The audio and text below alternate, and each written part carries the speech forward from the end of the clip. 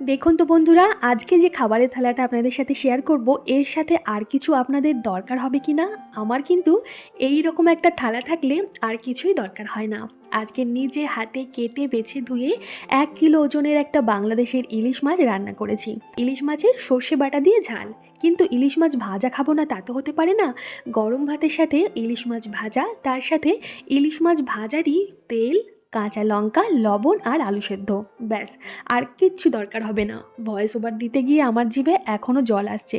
আলু সেদ্ধর সাথে কাঁচা লঙ্কা লবণ দিয়ে মেখে, পুরো ভাতটা মেখে অল্প অল্প ইলিশ মাছ ভেঙে ভাত দিয়ে খাওয়ার মজাই আলাদা। আমাদের বাড়ির সকলের পছন্দের মাছ এই ইলিশ মাছ, আর আমি আজকে নিজের ইনকাম দিয়ে এই ইলিশ মাছটা কিনে বাড়ির সকলকে খাইয়েছি। সকলে তৃপ্তি করে খেয়েছে, তাতে আমি ভীষণ খুশি। এবার আপনারা বলবেন ইলিশ মাছ দিয়ে সর্ষে বাটার ঝালটা কোথায়? এই ভিডিওর নিচের লিঙ্কে ক্লিক করে দেখে নিতে পারেন মাছটা কিভাবে রান্না করলাম। ধন্যবাদ।